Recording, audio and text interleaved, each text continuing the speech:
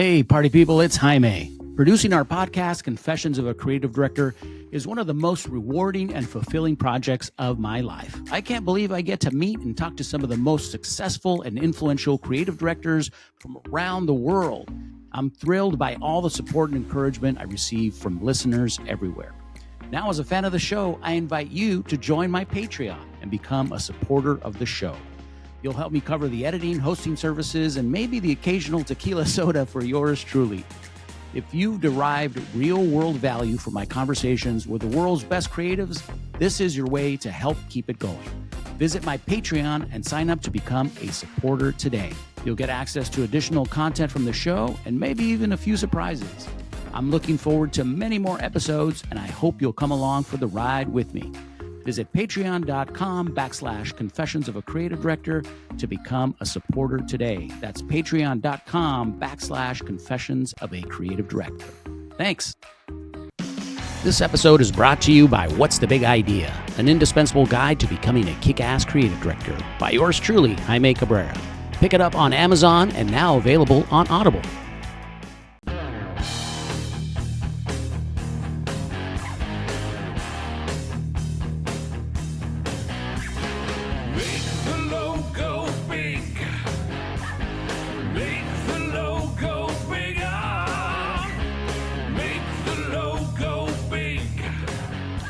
What's up, party people? Welcome back to the podcast, Confessions of a Creative Director, the original podcast made by a creative director for creative directors, for aspiring creative directors, for creatives of all types looking to up their game by learning from the world's best. This is your podcast, and I am your host, Jaime Cabrera.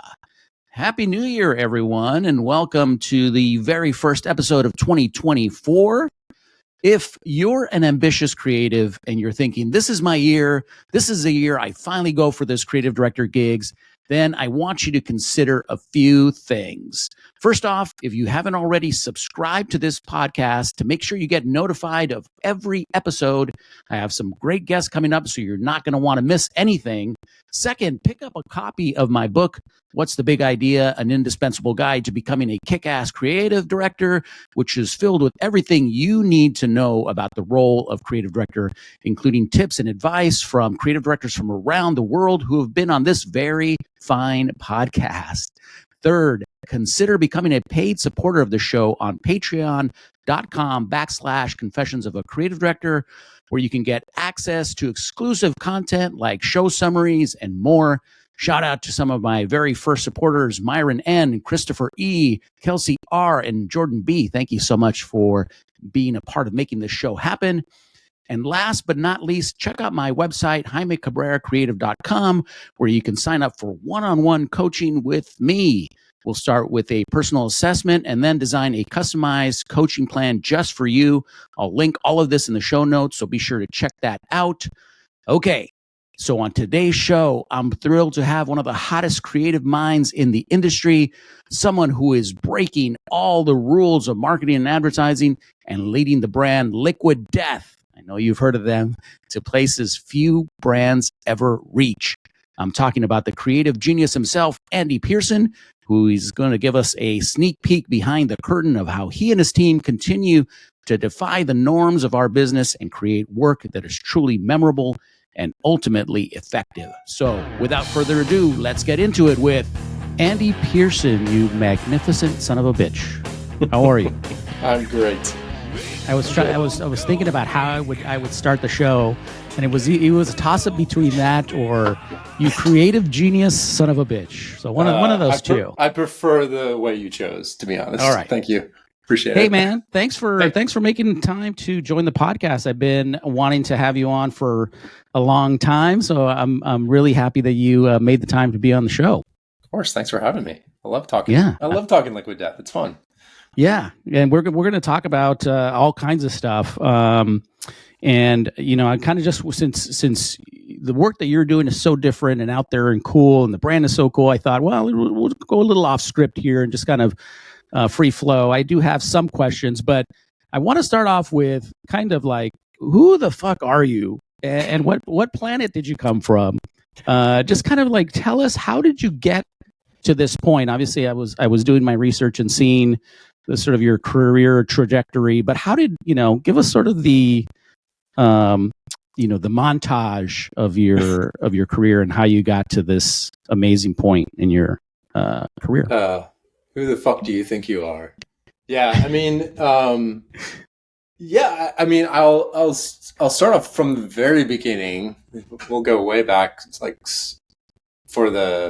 as if I'm in a psychiatrist's office. But in like 6th grade, I remember I had this crazy language arts teacher that made us do this unit on, like, she literally. I grew up outside of Atlanta. And she did this. We're supposed to ostensibly be learning about English and language arts, and she would teach like units on like taxes, and she did one about like the evils of advertising, and it was literally like showing. It was like, look at these evil advertisers. They work skulls into the ice cubes of this cognac ad, and it was stuff like that.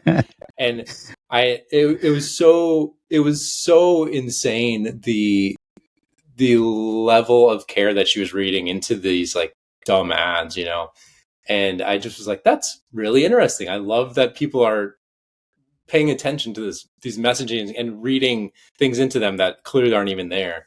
And I think that was the first time it really it kind of sparked my interest a little bit on the ability of a message to make people care that much. And and so later on, I ended up going to the Creative Circus. Rest in peace, although it's now a reanimated zombie, according to the news that came out last week. While I was there, I was lucky enough to win a Cannes Feature Line. Wow. So I ended up so hold on, let me stop you there. So you're saying while you were at the Creative Circus, learning how to do this, you won a Cannes Lion? A Future Line. So they give out 5 in the world. So to students each year. So my partner at the time, who is actually now my wife, she and I both won one of these 5, and it was pretty funny because when we won, I had no idea what Cannes was at the time. We were just like applying to random stuff, and I was like, "Is it Cannes? Like, how do you even pronounce it?" I had no idea, and they were like, "No, this is a big deal," and they got in touch with us, and they were just like, "Hey, we wanted to know if you're gonna pick these awards up in person next week, or how you want to do it." And we're like, "What?" And so we just Google Cannes advertising award real fast, and we're like, "Oh shit, this is in France." Yeah, and and we were just like, we don't have the money. And then there was another team from the Creative Circus that had won as well. And they, so basically we're like, we have 4 people that need to get to the south of France in a week and spend a week there. And we had no money. And so we came up with this idea that night called Cookies for Cans. And basically we were like, we went through all these, we're like, how do you normally raise money? It's like, oh, you do a car wash, or you throw a kegger or whatever. And it's like, you do a bake sale. And I was like, what if we just did a bake sale, and then we just sold cookies for $500 a piece, and we only need to sell 20 cookies, and then we'll have $10,000. And it was just logical and stupid enough that we built a site overnight. We threw it out there. We like blasted all the ad blogs that existed at the time, and it got some pickup. And the next day, someone from Leo Burnett called us up and was like, we want to buy a dozen cookies. And then AKQA called us and wanted to buy 2 cookies, and other people bought pieces of cookies. And we essentially ended up raising 10 grand in like 24 hours. That's rad. And I was like, oh my God, it's my first ad that's ever worked. And, and it was in collaboration, obviously, with the other people in the group and a photographer and stuff, but it worked. And it was kind of, and that was kind of always, I don't know, just my approach on things is like this sort of fun melding of like the logical and the total absurd, which I think, it's funny, you can kind of draw a line to some of the stuff that we're doing with Liquid Death now, which is, I think part of the magic is when you capture that, something that feels so dumb, but we've made such a great argument for the very dumb thing, that the very dumb premise that we've begun with, there's a real kind of like joy in those kind of ideas. And I think that was really the first time we'd done that. So yeah, anyway. That's very cool. Yeah. So you started off with a bang, and then you land where? I'm looking at your when I went LinkedIn to here. You land out of that party, out of going to Cannes. I got asked to come to Wyden. Wow. And I went there. So I left school early to go to Wyden. Another long story, but I got offered the job, and then there were layoffs the following day before I could sign the job offer.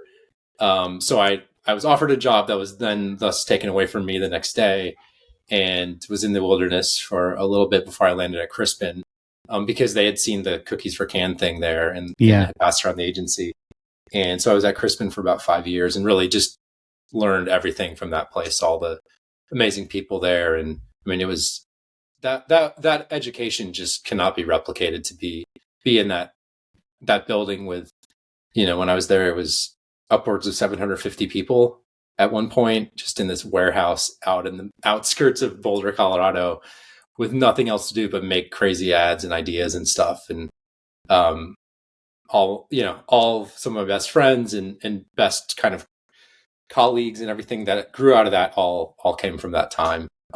Including I met Mark Cesario, our founder and CEO, probably my first week there at Crispin. So there's a lot of pieces of Liquid Death that come out of that era as well. Okay. Then we'll have to touch on that because I have a question about that. Yeah. So then from there, Deutsch, Humanot, you do some freelance work. You're at McKinney, and then you get to Liquid Death. And so, how did that come about? It sounds like you had made this relationship already. Was this was the founder also in creative at the time at Crispin? Yeah. So Mike was a art director designer. I met him at Crispin, and then I ended up we just missed each other at Humanot. He kind of was leaving just as my wife and I were kind of coming in. So just missed him. But again, some of the DNA of what Humanot was doing have ended up into Liquid Death, and Humanot is a spinoff of Crispin in a lot of respects as well. And then he also, I freelanced for Donor for a while where Mike was there as well. So we worked together quite a bit. And he just kind of texted me out of the blue one day and was like, "Hey, is this still Andy? What are you up to? I might need some help on something." So we just started talking again, and it kind of just went from there. And it was, he was like, it feels like we were on the same page a lot on some of the stuff when you were helping freelance for me. It felt like we were against the same advertising bullshit that was always kind of omnipresent there. And so in a lot of ways, Liquid Death has grown out of this, seeing the industry from the inside and figuring out what can we do that's totally different. If it's up to us, I would say this to internally, if it's up to us if it sucks or if it's awesome. We're the only ones that either can take credit or can take all the blame because it's us running the ship. And so if it sucks, it's our fault. And if it doesn't, then we've done a fairly good job. So I think it's kind of built on that premise. It's what if we were just in control and got to do everything ourselves? That's very cool. And so when you started to have these conversations, was the brand already in existence or was being planned? Was the name already there? Tell us kind of where, once you landed there, what was the status of the brand, or where was it at that time? No, I mean, Mike had it was a product that existed that people could buy off Amazon. It was in the website as well. So it existed. I didn't come in and name it or anything like that. That was all Mike and the other people earlier on they're doing. So it was really teed up for me, and it's still a very collaborative process across the entire marketing team. And it's it's less of an agency or even internal marketing team and more of I've said kind of we talk a lot about how it's almost more like a writer's room on a TV show or something where we're just kind of batting ideas around and being playful and trying stuff out very quickly. And we all kind of understand what we're doing. So there's not this rigmarole of working separately, putting together a presentation, presenting ideas, going back and working on feedback. It's just a sort of an organic process that's always happening. And we're always working on, literally 30 things at once, but in a way that keeps it very organic, Yeah. How do you, so let's touch on something that'll kind of lead us back there. But in terms of, if you could, right, this is a thinly veiled attempt just to steal all your secrets, this whole podcast episode. Sure. Of course. If you could kind of give us a sneak peek behind the curtain, what does the creative operation look like? Is it, how big is it, is it a pretty small team? Is the production side built into it as well? Are there any agencies, or are you doing it all in-house? Kind of give us a sneak peek, unless you feel like you're giving away the trade secrets here. I won't. I won't give away anything, but yeah, it's. I would say it's a fairly tight knit team. There's not too many cooks in the kitchen, so to speak. But we just want very smart, experienced, entertainment driven people that don't necessarily come from advertising or marketing backgrounds. Like I'm kind of the most industry person there is, which is a positive, which is how we want it to be, right? We have Will Carsola, who is the creator of an Adult Swim shows like Mr. Pickles, Mama Named Me Sheriff. He's been involved with the brand much longer than I have from close to the beginning. He's part of our team. We have people that have their own punk bands and have written for The Onion and done all kinds of stuff like that. And so it's people that get that, like, we're trying to make something funny and have actual genuine, humor chops. Right. And I don't mean this to be demeaning, but I do a little bit. And I talk about this. There's like a difference between like ad funny and real actual funny. Like, It's like, oh, it's a funny ad. It's like, look at 96% of beer ads. They're always held up as like this funny ad by Budweiser or Bud Light or whatever. And it's like, no, it's not funny. It's a funny ad. And I think that's an important distinction. And so, our goal is just to make something that's like flat out funny. So hire people that are really good at that kind of thing. So yeah, we have a pretty tight knit team, but then we also have kind of a lot of collaborators from outside, people that we get to work with, or comedians and ambassadors and stuff like that. So it's like, we get to work with Bert Kreischer is an amazing comedian, or Whitney Cummings or whomever. And we get to, we work with them and we bat ideas around, and we'll usually like bring them an idea, but then they help us punch it up, and we'll get on set and they're just madmen on set with, their insane things that they're able to do that we could never do. So it's like we allow the idea to be fluid enough that we can bring in other people from the outside and always pump it up. And then and then the other piece of the special sauce to that is, to get to one of your questions, is we have all of our production is run in-house through our production company called Death Machine, which is we're able to shoot and produce everything ourselves. So again, it's like we have ultimate control. A lot of times like, I don't want to see director's treatments on stuff, because I know what we know what the answer is. We don't need someone else's opinion on something. We're just like, hey, just be there and make sure we get the things that we need on camera and it looks the way we want it to look. And that's how we want it. And so it's hard. It's sometimes hard for like directors or, especially like agencies in the instances we worked with them, because we have a very distinct point of view, and very distinct understanding of what works for us. And so, so that's why the more control we can have over stuff, the better. It's like, I'm starting to direct more. I'm going to direct 2 more things internally that, quote unquote, direct things when we get back from the new year. And it's, it's not directing, it's like bringing the idea to life that we have on paper. And I think, so we kind of like to do it all ourselves, because it ultimately gives us the most control, because we know how it's going to work. Yeah, I love that. And just in reading some of the stuff, right, and you mentioned it earlier about looking at the brand as almost a character, and this idea that it's almost like SNL, right? And the way that you've described it sounds very SNL like. It's like you've got the writer's room, but then you're bringing in special guests, whether that's Whitney Cummings or Bert Kreischer or whatever, right? But you guys are building something together, and I was just scrolling down here, your post, right? The output is just like, it's crazy how much stuff that you're doing, right? Just in the last, we've got the Burton snowboard collaboration, right? The board of death. And then we've got the partnership with Nixon watches, and we've got the zombie commercial. And it's just, crazy the pace that you guys are keeping up. But I think that's what is needed nowadays, right? And I feel like that's where maybe the traditional model, right, of brand and agency, you can't move as fast as you guys can, because you guys are controlling the whole thing. Right. Yeah, exactly. It's like we can prioritize whatever we want.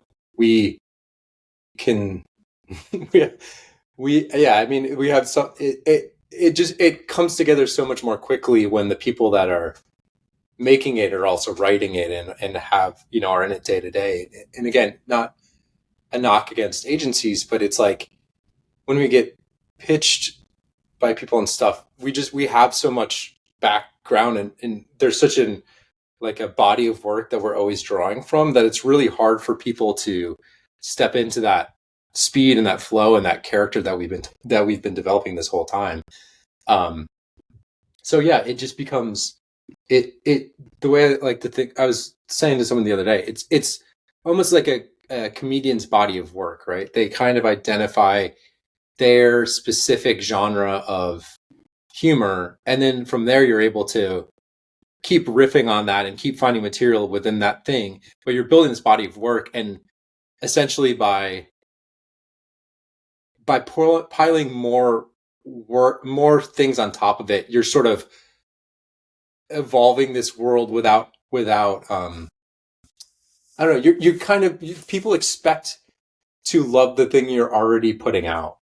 Like if you're already a fan, again, to take Bert or whomever, it's like if you're already a fan of Bert, no matter what he does, you're going to find his next thing very funny because you already love him and you already love what he's doing. And so we kind of have like this really great understanding of what people love about the brand. So we're being inside it, we're able to just very rapidly put out more and more stuff because we're kind of writing our own comedy set live, over an extended period of time, in a sense. Yeah. And what, something that struck me as funny, you said earlier, right? Typically the thought is, right, you're at an agency or something and somebody pitches an idea and they say that's really smart, but in some ways it sounds like it's the opposite. Not that it's not smart, but in a way it's almost like, oh my God, that's so dumb, that's so funny, that's so hilarious. That, I mean, is that accurate, that you probably say like, oh my God, that's so dumb, I love it, dude, more often than, oh my gosh, that's so smart? No, we'll literally be like, I'll be like, this is the dumbest fucking idea I've ever heard. It's so good. Like that's, and it's really funny because when we work with, like in the cases where we do kind of work with people on the outside occasionally, and I'll give them that note. I'll be like, this thing is so dumb. And I'll see like people's faces just go white. And I'm like, no, I'm sorry. Like that's the compliment. People just like freak out. I'm like, no, that's a really good thing. But yeah, I mean, that's to going back. It's like there's a real joy in finding these dumb ideas and then working in the logic. And so sometimes, when we're working on stuff, like that's how I'll be like, what's the dumbest thing we can do, and then how can we make it sound like it's the smartest thing? Right. And that's a really funny way to kind of do it. And you can kind of look back. There's a ton of stuff that we've done that's exactly that. And I think that's what people latch on. It's like, say the thing, and then we commit to this very dumb thing that we've said. And I think, I think the difference is sometimes when people are doing humor or doing like a dumb idea, they'll do this wink that's like, just kidding. You know, they kind of, they like let you know that they're not playing around. Right. And my whole thing is like, no, there's no wink. If we don't wink, that's the magic, is that we're not treating this like it's a bad idea. We're treating it like it's a really good idea. It just is a really bad idea, Yeah. Like when I started, there was right when I started, someone was like, oh, this partner we were working with was like, oh, this would make a really good April Fool's idea. I was like, yeah, but then people know it's a joke. Like Right. April Fool's is the dumbest thing because everyone expects it to be a joke. Versus like if you just launch it any other day of the year, like what a magical thing to put out in the world as if it's serious. So that's really a really fun way to think about it, right? It's like it's April Fool's every day. Like, we shouldn't we shouldn't let, people in on I think the idea of the wink is very interesting, right? Is that it's because I think probably most brands get scared at some point, right? And it's like, well, we got to let them in on the joke. We got to let them know that we know we're joking and all that. So we got to do the little payoff at the end, right? And do the wink. But you guys don't care because you just sort of commit to it. Has there ever been a time? Have you made mistakes, and have you has that ever happened, or you're just like, even the mistakes, you're like, well, we just did it. We still love it. Maybe it didn't go over great, or it was somehow considered not really a mistake or whatever. I mean, have you? No. I mean, I don't think so. I don't think we've ever done anything, because it is it's a tightrope walk of like, can't step off this side. You step off this side and you look like an asshole. You step off this side and it's not funny. And so you have to be very sure that this is the right path. And so I think that is the hard part about what we're trying to do, is always being right on that line, where we're kind of going right down the center of that. But, like I said, I've had to do presentations, so I've had to like put this into like a really catchy, quippy thing, which is silly. But I do think it's a worthwhile thing. It's like, be fearless, not reckless. And I think that's what people mistake from the outside about what we're doing, is like, and when we get pitched stuff by agencies or random people, or people have made like, people will send us spec spots that they've shot, and they'll be like, I mean, people have sent me crazy shit that I was like, this one time somebody sent me, they're like, we really understand your brand. We get it. We're this production company. We'd love to work with you. Here, we already made you the spot. And it was in a boardroom. It was a commercial that was people. It was like the Liquid Death ad department sitting in boardroom trying to come up with the next idea. And then at some point, someone just pulls out a gun and starts shooting everybody. And it was like, and then it was just like, Liquid Death. And I wrote back and I was like, why the fuck would you think that this is anything we would ever go near? Please take this down from your site, remove it. This, like, no one can ever see this. Please take this away. Right. And that's what I mean, is I think a lot of people from the outside are like, wow, those guys are totally unhinged. They'll do anything. And that's patently untrue. We just have a very clear sense of what we're trying to do. And so I think it's like, we know what we're wanting to do and we commit to it very strongly, but it's not this like open season, like we're just making snuff films and shit like that out here, I mean, I love the thought of fearless, not reckless. I think that kind of summarizes the approach. Yeah. I'm curious. I mean, is there even sort of a brief, or how do you kick something off? And hold on, let me let my dog out because he's going nuts. Hold on. You need to go out, buddy? Go. We let the dogs out. Is there, or kind of give us a little, if you can. How does that go down? I mean, the short answer is no. There's not. I was teaching a class. Someone asked me this. I was teaching guest teaching a class at LMU like a year ago, and one of the teachers asked me that question, and he was like, "Isn't the brief just Liquid Death?" And I was like, "Yeah, that's kind of that is kind of the brief." But what the point about that is, I've heard a lot from other people. seen it. My wife is a freelancer. Like, she's like, I hear this all the time. It's like people want a liquid death idea. And you even sometimes see people trying stuff that like is it's like, oh, it's a heavy metal thing. Right. And again, I think it's a real misreading of what we're doing. But then on top of that, I don't think there is like a liquid death. You can't have a liquid death idea. The idea of liquid death is liquid death. That is the idea. You can't have an idea. We just find a lot of ways to continue to express that idea in all kinds of different ways. But it's not. There can't be a single idea in isolation, and I think that's the mistake that people try to make when you're trying to when I hear that people want a liquid death idea. Because we built the brand from scratch, and we didn't just build it, we're continuing to build it every day. We're kind of uncovering new things and we're evolving it, and we're not like testing work. We're testing work by putting it out in live, and we're like, oh, cool, that worked.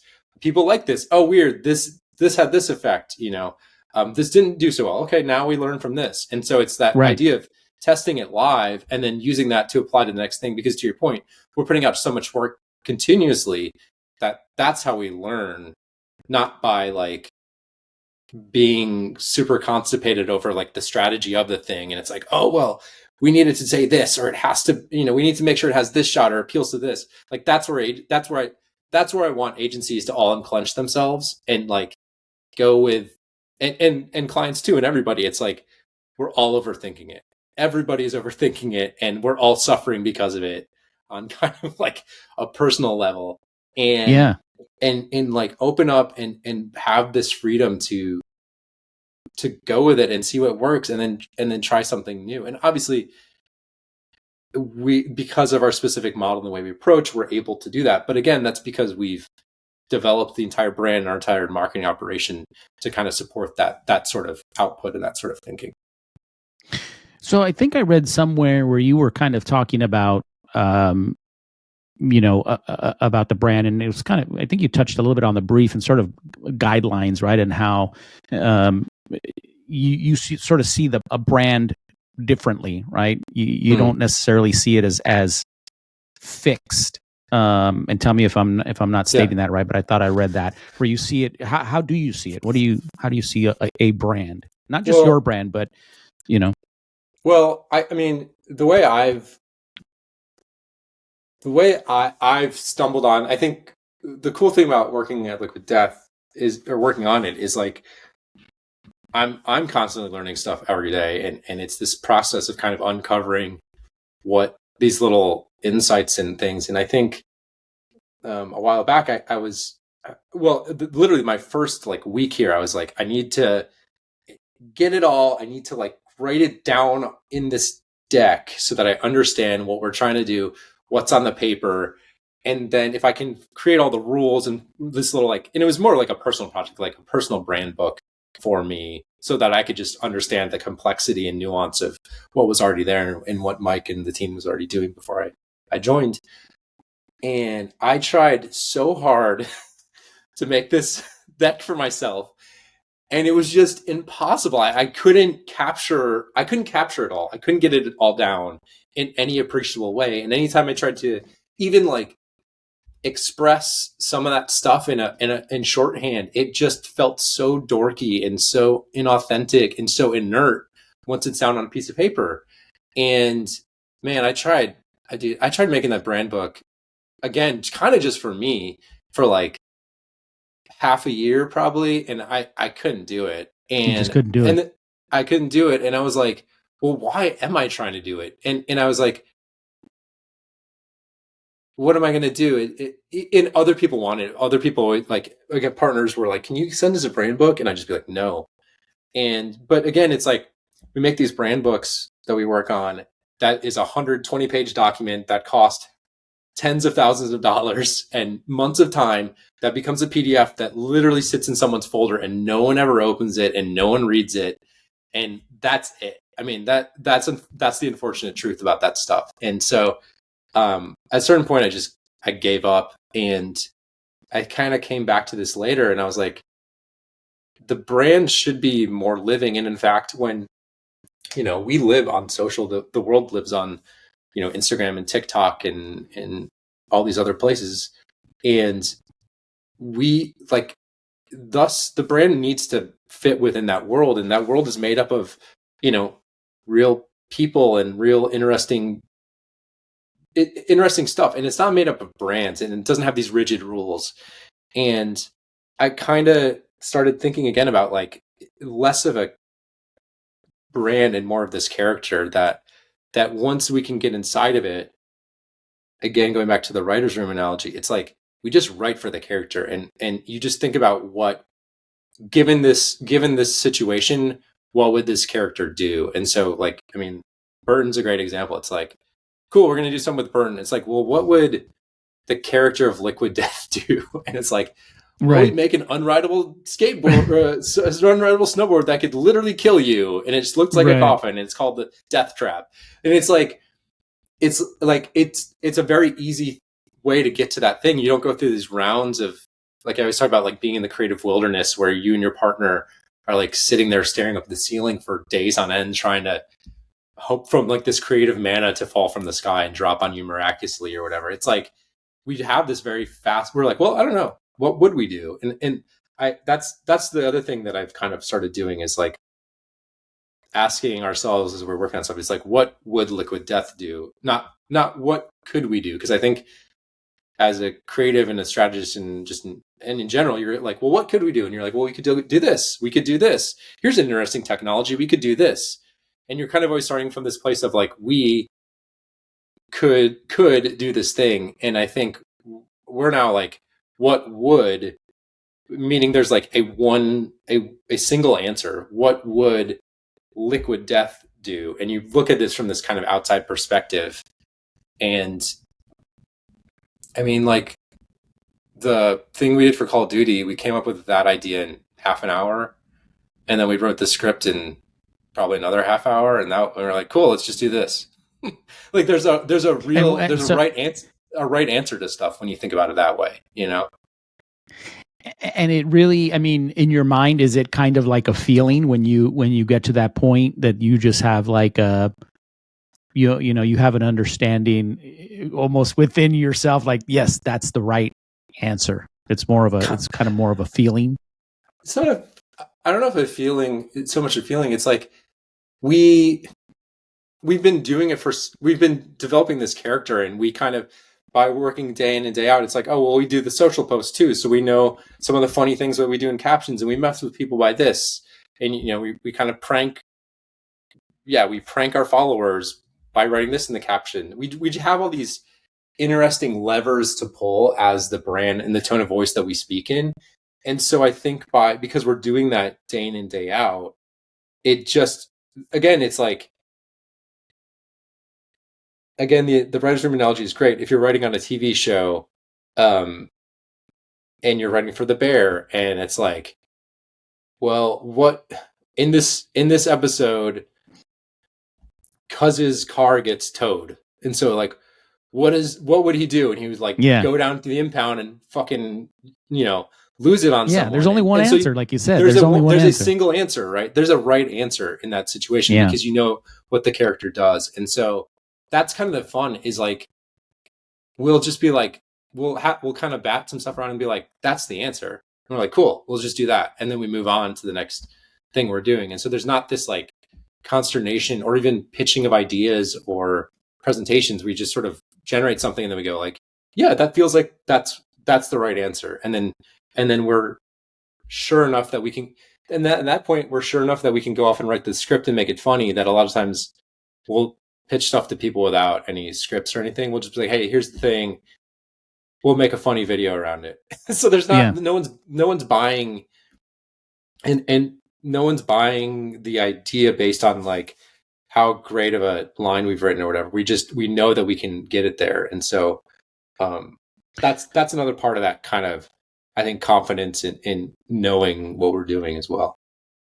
Now, right, you guys are an anomaly in some ways, and the product lends itself to some of this thinking. Do you think that some of this same thinking can be applied to most any brand, or do you think, let's just say that you ended up going to work somewhere else that was not Liquid Death, and it was a much more sort of, staid sort of product, right? It maybe didn't have the same edginess. Do you think some of the same principles would apply, or do you think that it would be a different approach altogether? I mean, I think you have to have a lot of stars align. I think you have to. We're lucky in that we have a founder and CEO who is a ad creative himself. Like, he gets it. He pushes the work. We have smart people. Everyone here is trying to make the best. Funniest, wildest stuff that we can, and simultaneously growing the brand in ways that we want to do it and have real business goals. And so I think you have to have the personnel to do it. Again, you can't have like, go back to that thing. It's like, you can't have the Liquid Death idea or have a Liquid Death campaign. That has to be something that is built in to the organization from the very ground up. And so if you have an organization like that, yeah, for sure, I think this kind of thing is possible. But what about everyone has to be committed to that vision, and it's not like you come in and you're like, this is the thing we're doing now. Now we're just going to make these funny videos and crazy products. It's like, there's so much like that groundwork that has to be laid in order for that stuff to work. Right. But what about just even like some of the things that I'm calling sort of like a principle, right? That you probably don't want to call it a principle, but just as that, even that simple idea of like thinking of the brand as a character, not as a brand. Because we always say, well, what would the brand do, right? But thinking about it more as a character. I mean, I feel like that would work pretty much for any brand, and it would shift the thinking, right? Just slightly. Yeah, it loosens what you can do. It loosens like what you're allowed to do. And again, that was kind of where it's starting with that. It's like, we have to live on social. The thing I talk about, it's like our competition is not like other brands in the category. It's not, we never look at like what other, like, we don't give a shit about what anyone else in the category is doing, beverage or anywhere. I don't care what other ads are out there. I'm literally just trying to make the funniest things that feel like they're coming from Liquid Death that we can. And so, and again, like, if you think of the competition, again, is the other things that are in your feed. It's that really funny comedian that you follow, or that meme account, or your best friends, or whatever that you're seeing on that daily basis. That's our competition. And so when you act like a brand and you're just posting photos of your product with like a really like quippy ad copy or whatever, even when you're doing like really memey advertising things, I think that works for some brands. That has now turned into its own, I think, version of like, wow, this is marketing, because it's they're trying to replicate these cool memes that all the cool kids are doing. And so I think by allowing the brand to act like a character, you are the same as the other things that are in your feed, which are real people that are having real lives and have, are malleable characters in their own right. And I think it just makes the brand much more complex and interesting to get to know. We do all kinds of wacky, crazy, insane stuff, but like my first month on the gig, we had a fan who had passed away about a year prior. It was coming up on the year anniversary of her death. She was really young. It was from cancer, ovarian cancer, and her brother asked that we which is like, hey, we put up this fund in her account, in her name, and if anything you guys could do. And so we were like, yeah, let's share a post about it. And my first month, I had to write like a tribute post to a fan who had passed away from cancer. Yeah. And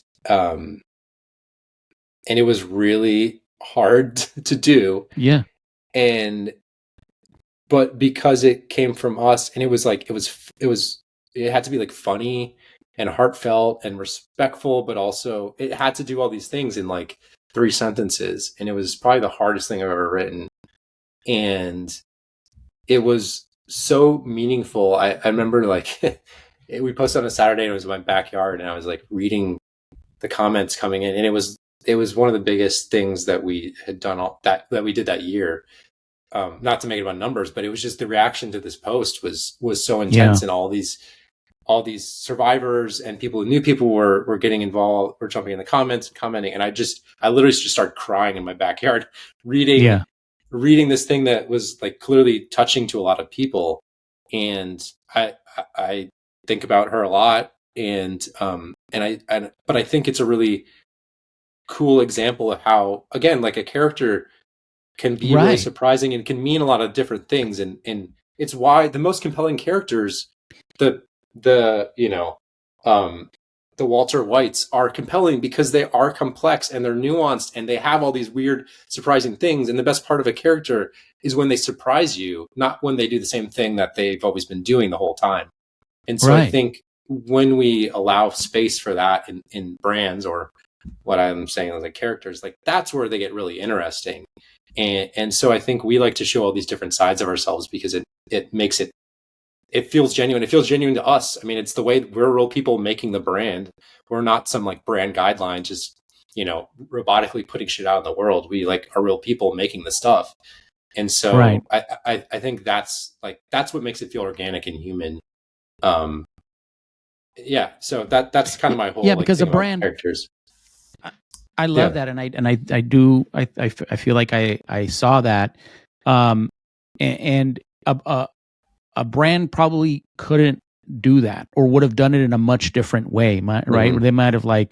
They might have done a very simple, a post with something, but a character does it a lot differently, right? Yeah. And that's kind of what you described. And like you said, right, and I don't know why The Office came to mind, right? Like Michael Scott, he was such a tool, but there were those moments where he was like lovable and sweet, and they all sort of loved each other, right? And again, it is those moments that are surprising that make characters, so complex and deep, and then that's how you sort of form a relationship with them, right? And that's a cool way to think about it. And I wonder if more brands shouldn't be thinking in that way. Yeah, it's hard because it's like there has to be this kind of one-to-one of the people making it to putting it out in the world, and it has to be this very short pipeline from the people making it. Like, that's what I said. It's like we're all people too, so we don't want to make a brand. We just want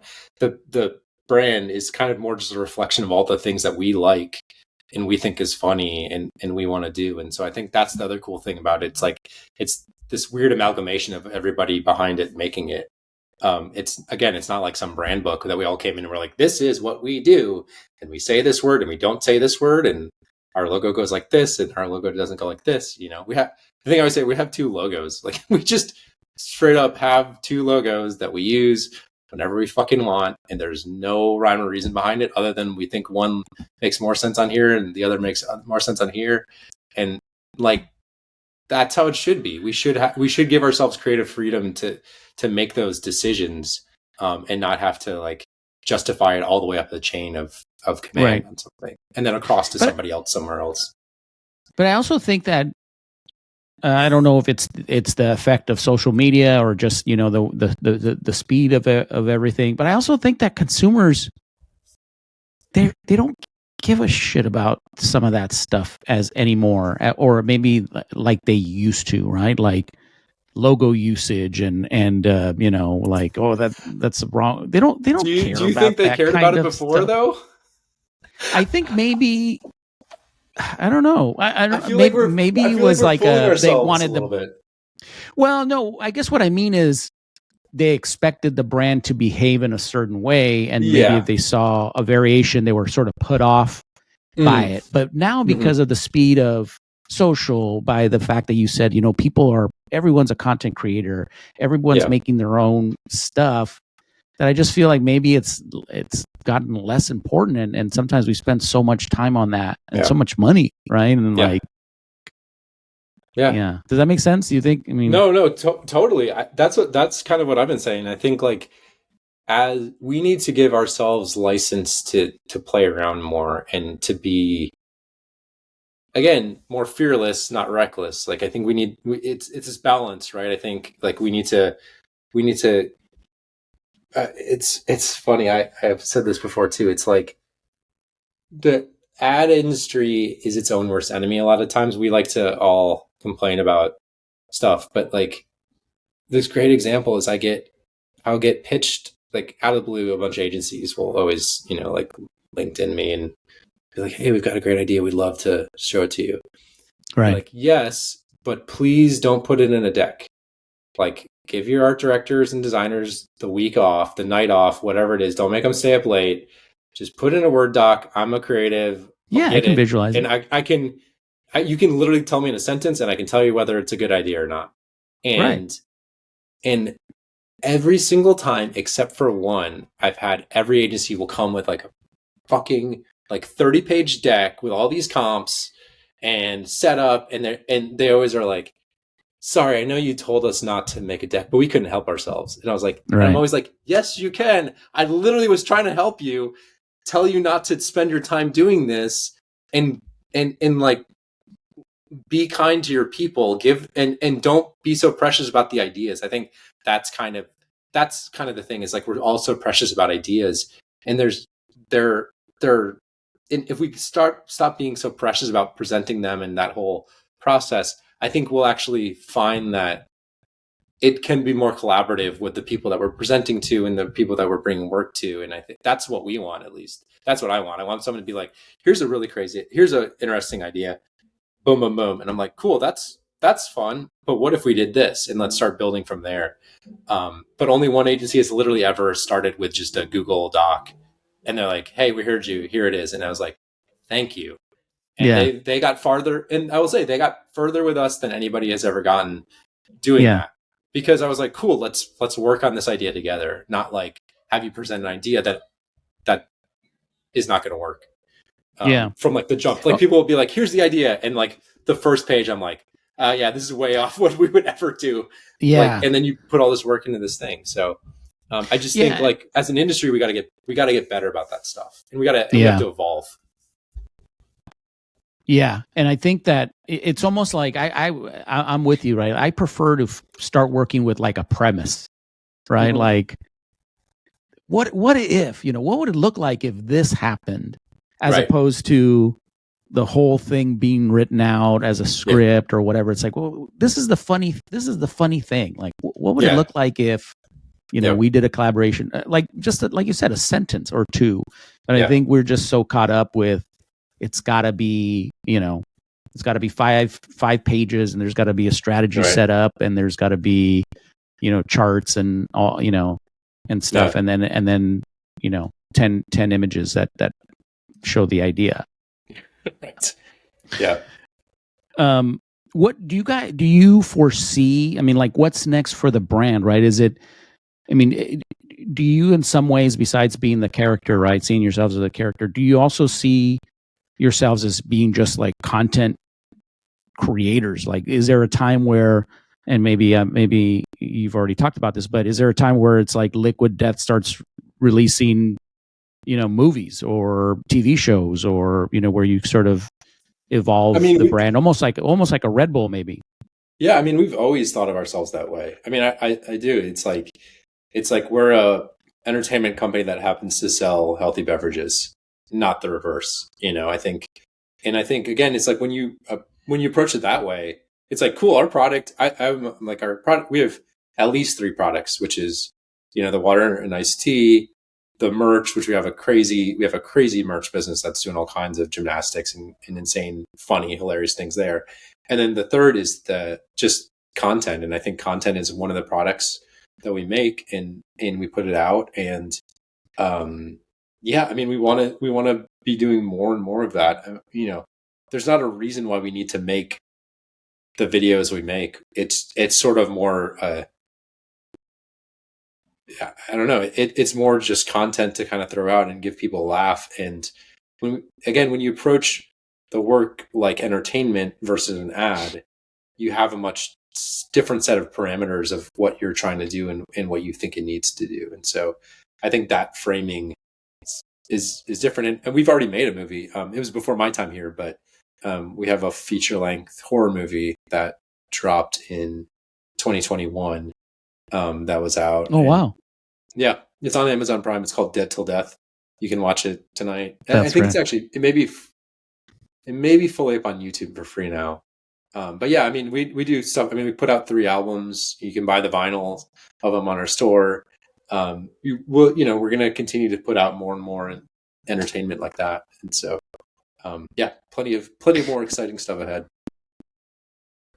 Yeah, and then what's also interesting, right? When again, just not to harp on it, but it's just I just think it's so brilliant. The idea of thinking of the brand as a character and looking at this as content. Then you sort of inspire this whole other thing of like fan fiction, right? Like I saw there was it was scrolling through the feed, right? And there was the woman, the designer, who did the funny video where she like reimagined your brand, and she was so, you know what I'm talking about? The woman, she was a designer and said liquid, and she had a really dry delivery. But that's like a whole other thing that you're not even paying for, right? It's like the fans are creating their own stories for you.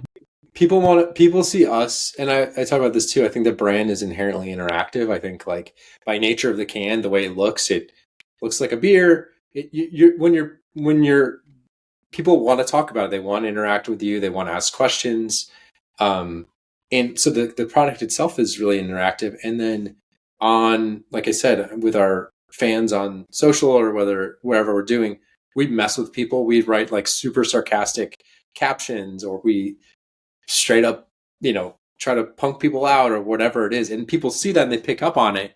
And now it becomes kind of this fun 2-way street where we're all making stuff together. And I think we have really awesome fans of the brand, that just make a lot of content. And then we get to take some of that best stuff and then we get to share it with everyone else. And I think that's a really awesome loop that has kind of been created around what we're doing, because people see that we don't fucking care, and we see that we're messing around and having fun, and they want to. And I think that's what's appealing, is like everyone's taking everything so seriously. To see a brand, let alone a healthy brand, present itself in a way where it just feels like we're all having fun together. Like that's so appealing. I mean, I don't mean this to be self-indulgent. Like, I'm as big a fan of Liquid Death as anyone else. Like I'm giddy getting to work on it, because it's really fun to like put it out, and I love what we get to do. And I think like I have as much mutual respect for and fun around what we're doing as anyone else, because it genuinely is really fun. And I think that kind of comes through in the work. And absolutely, it feels human. It feels like there's like real people behind it making it, and not some big corporation. And you don't know who the people are, but it feels a little bit handmade, and it feels like there's a real heart behind it. And I think that's what I hope comes through, at least, is that there's like genuine heart and joy behind the brand. And I think people pick up on that kind of thing. Yeah. And I think it's coming through loud and clear. So I think that's a good place for us to put a pin in it. Thank you, man. Congratulations on all your success. Just super great talking to you. And I just look forward to following your feed and seeing all the great work that you do. And maybe we can keep in touch, and Absolutely. Keep it going, man. I love it. Yeah. We can't stop now. We're on a hamster wheel. So exactly. It's like, where do you stop? Yeah. We have so many things in the chamber right now. So stay tuned, because there's a lot more coming out soon for sure. Awesome. Thank you, Andy. Cool. We'll talk soon. Take care.